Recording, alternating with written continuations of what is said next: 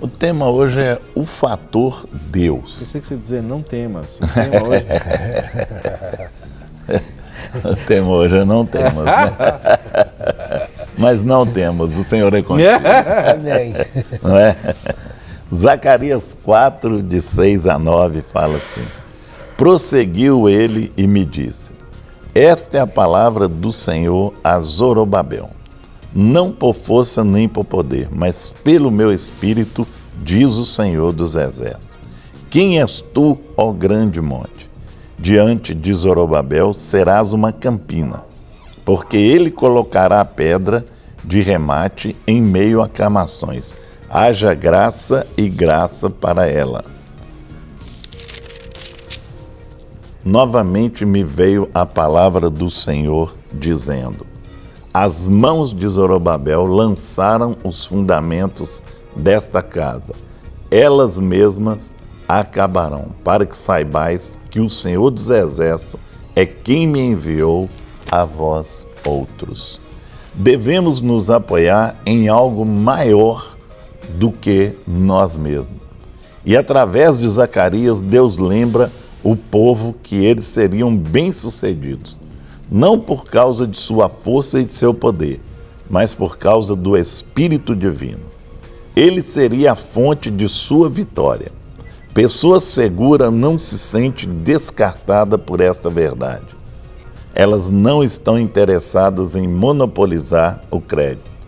Dão as boas-vindas à intervenção de Deus ao ingressar no novo projeto.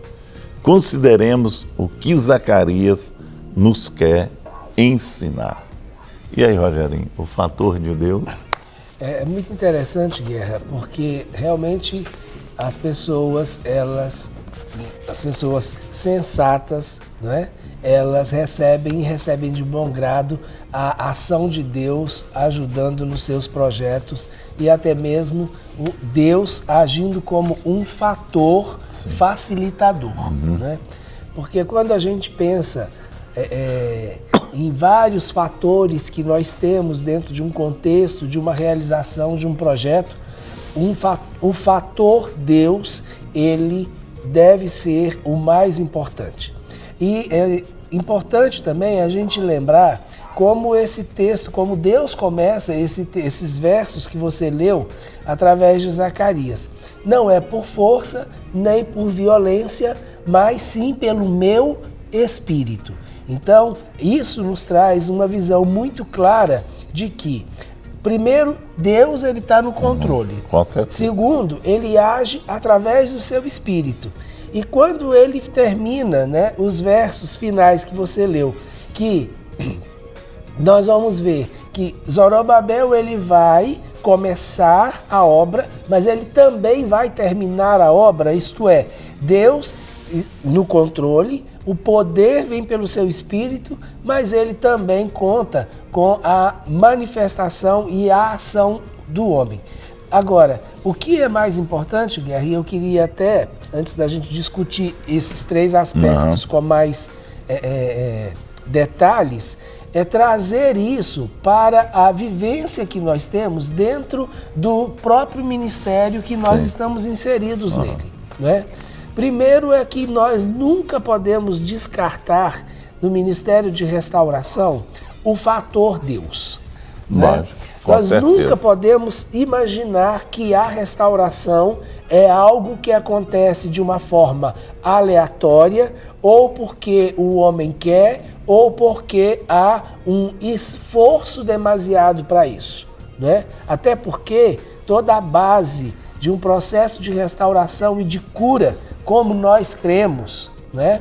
Ela é baseada naquilo que Jesus conquistou na cruz e pela identificação que ele teve conosco em todas as nossas dores, em todas as nossas enfermidades, em todas as adversidades, em todas as aflições da nossa alma.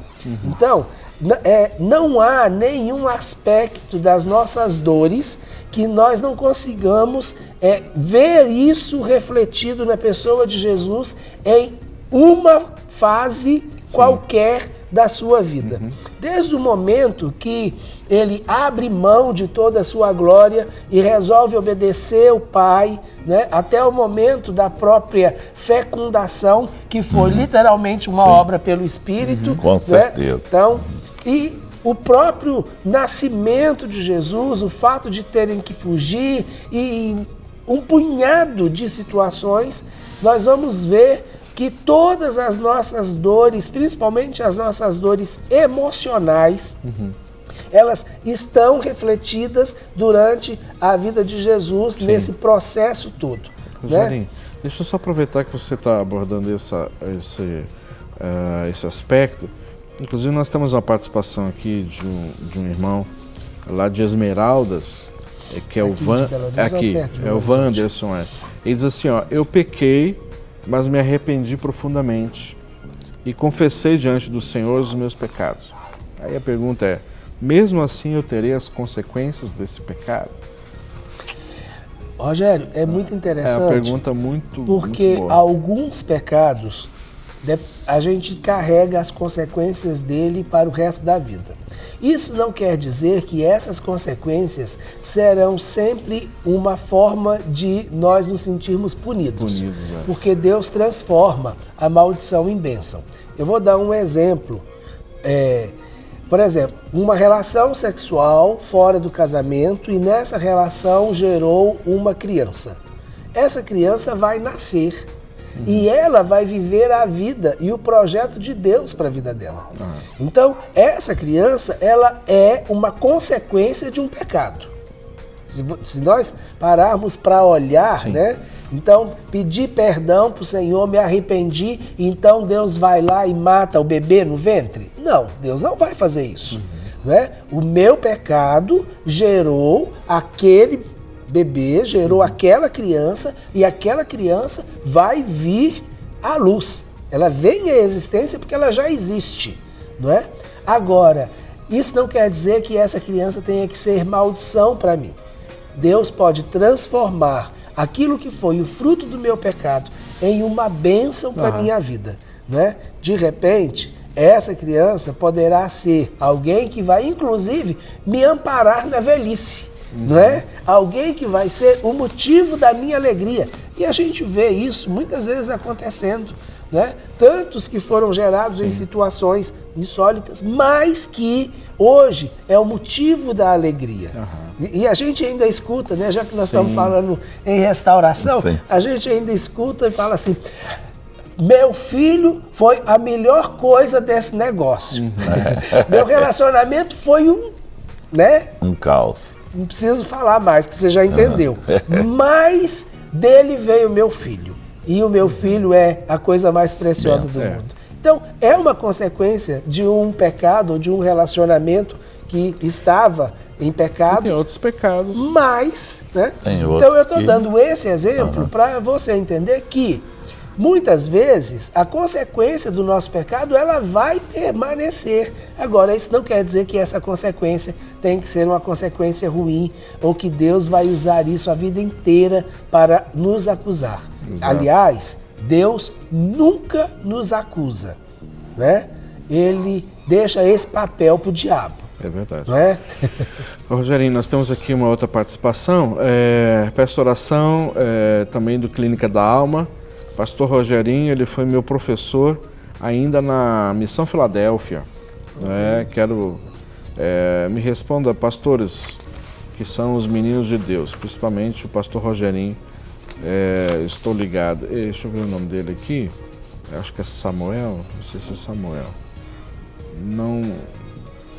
Está ligado em Samuel, mas não é o nome dele. Ok, não deixou o seu nome aqui. Ok, está aqui a participação dele. Bom dia, minha mãe acha que todo mundo engana. Ela na TV fala que meu pai usa uma máscara, já falou até em rasgar a máscara com uma faca para ver quem é. Fico muito preocupado, mas não sei o que é isso. O que vocês acham? É a Tícia do Mato Grosso. Né? Ela nos vê na TV e acha que todo mundo tem uma máscara, inclusive, né, o esposo, o pai dela. Né? E aí? Olha, Rogério, talvez, né, a questão da exigência ou do nível de frustração que a pessoa já teve forte, nos né? relacionamentos anteriores e que hoje não permite que ela venha realmente confiar nas outras pessoas. Então sempre está pensando que a outra pessoa está mentindo ou que ela tem um outro interesse que ainda não foi revelado e que ela quer tirar proveito, ou que ela vai machucar, ou que ela vai ferir, ou que ela vai trazer algum prejuízo ou dano, coisas desse tipo, e que está todo mundo sempre enganando. Então, aí a primeira necessidade é uma necessidade do conhecimento de Deus e saber que mesmo que as pessoas estejam usando máscaras, Deus não conhece o estereótipo, não conhece aquilo que está por fora, mas Deus conhece aquilo que está por dentro. Então não adianta quantas máscaras você colocar, Deus não precisa de uma máscara para te ver.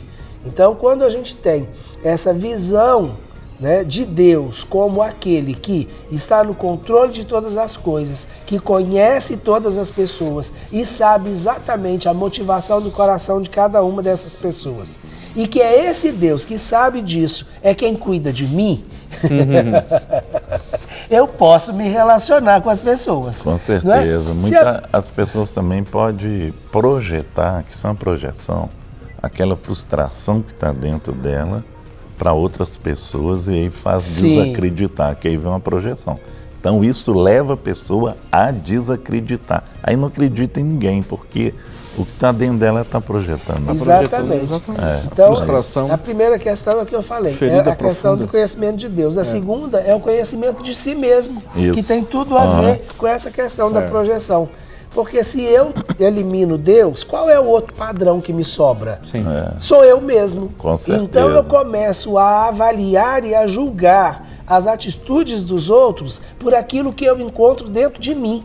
Então se eu sou uma pessoa que tenho essa dificuldade, ou que até mesmo não sei exatamente quem eu sou, né, e luto contra a minha identidade, então eu vou achar que todo mundo tem as mesmas lutas. E uma coisa que a partir daí, em cima dessa, como você falou, de tantas frustrações e feridas, né, a gente acabar estabelecendo então o nosso fator de medida é o nosso para todos, né? Ou usamos o nosso metro, ou normalmente eu uso o exemplo do prumo, né? De uma construção. Então eu vou construir em cima do meu prumo, não é? E aí tudo que os outros constroem está torto diante daquilo que eu imagino ou eu entendo como certo, né? Por isso que nesses casos nós precisamos pedir para que Deus venha com o seu prumo, não é? Estabelecer o seu prumo, para que a gente possa enxergar através do prumo do Senhor, através da Escritura, através da relação com a Palavra de Deus e também do relacionamento com o Espírito Santo. E aí nós vamos ver o quanto que os nossos muros, as nossas paredes estão tortas, né? Na iminência de ruir. Né? E de ruir ainda em cima de alguém. De alguém, exatamente. E muitas vezes que a gente é tão mexido por Deus, muitas vezes nós vamos perceber que o nosso alicerce também está torto, né? Nosso alicerce está defeituoso. E aí muitas vezes o Senhor precisa vir, não é assim, de uma forma tão tremenda e profunda em nossas vidas, para poder mexer nesses alicerces, essas vigas, né, que elas estão tortuosas, porque aí não adianta tentar levantar a parede, não é, porque não vai ter sustentação, né? Então essa é uma realidade muito forte. Né, meu Guerra? Isso aí. Consideremos o que Zacarias quer nos ensinar. Nos quer dizer nós três e quem está nos assistindo, né? Profundo isso, é verdade. Então, ainda bem que é nus com O e não nus com U. Nus com U. Graças a Deus. Então o Senhor quer te ensinar. Grandes obras são realizadas pelas mãos de Deus. E é interessante porque aí eu vou voltar naquilo que eu estava falando antes, exatamente com relação à visão não só das grandes obras que Deus realiza, não é? Mas também, voltando no aspecto do ministério que a gente está inserido nele. Com certeza. A gente tem uma visão muito clara de que aquilo que acontece acontece porque é Deus quem faz, né? Então, se nós perdermos essa visão da ação de Deus, né, nós vamos acabar tropeçando em nós mesmos. Sim. Então, precisamos estar sempre com essa visão de Deus. Agora, nesse aspecto da visão de Zacarias, essa grande obra não é apenas aquela obra momentânea, são todas as grandes obras que Deus faz. E aí é Deus como o grande poderoso, né, que não só planeja, mas que também executa. E é muito interessante porque o texto da palavra de Deus diz que ele criou todas as coisas pelo poder da sua palavra e sustenta todas as coisas pelo poder da sua palavra. Então, a grande obra de Deus não é apenas em criar todas as coisas ou criar coisas novas, Com certeza. mas também sustentar e manter não só o governo, como o equilíbrio de todas as coisas que foram criadas por ele. E Deus, ele age continuamente. Agora, há uma coisa interessante, Guerra, quando a gente para pensar sobre a atuação de Deus fazendo grandes obras. E o que seria uma grande obra para Deus? Essa é uma pergunta muito interessante. Assim como nós temos, né, a dificuldade muitas vezes de dimensionar todos os pecados no mesmo nível, porque tudo é pecado, não existe nem pecadinho, nem pecado, nem pecadão. Então tudo é pecado, tudo é um ato de desobediência, né? E o perdão de Deus veio para tanto os pecadinhos, quanto os pecados, quanto os pecadões, né? O sacrifício de Jesus Cristo foi um único, mas suficiente para todos, a Deus por isso. né? Nós também temos uma dificuldade por causa da nossa visão de medir as obras de Deus. Então é assim, se eu estou com gripe, eu não preciso orar. Eu vou lá e tomo um antigripal ou um complexo, né? Mas se de repente eu tô com um problema mais sério, aí eu vou orar. Como se Deus que cura um problema sério não fosse ou não tivesse preocupado em cuidar também do pequeno. Com então, certeza. Essa é uma visão, muitas vezes, que nós temos em relação a uma grande obra de Deus. Na realidade, Deus, ele faz, simplesmente faz. Pode parecer grande aos meus olhos ou pequeno aos meus olhos, mas o agir de Deus é o mesmo. Então, a mesma palavra que ele libera para falar com o vento, para que o vento venha e silvio tranquilo, é a mesma palavra que ele dá para o vento vir na forma de uma tormenta. Então, e o vento tem que obedecer de qualquer maneira, né? Então, muitas vezes a gente tem essa visão distorcida da obra de Deus. Tudo que Deus faz é bom e tudo que Deus faz é grandioso. Quando eu tenho essa visão da grande obra de Deus, porque Deus está trabalhando o tempo inteiro, eu vou ter muito mais facilidade para desenvolver gratidão. E isso vai fazer muita diferença na minha vida, né? Então, pense nisso. Deus trabalha o tempo inteiro e está sempre fazendo grandes obras. Amém. Quais são as grandes obras? Tudo que Deus faz é grande, né? Amém. Porque foi Ele que fez. Para receber todas as novidades do canal, inscreva-se. E se curtir o vídeo, clique em gostei. Aproveite para acompanhar a Rede Super nas redes sociais.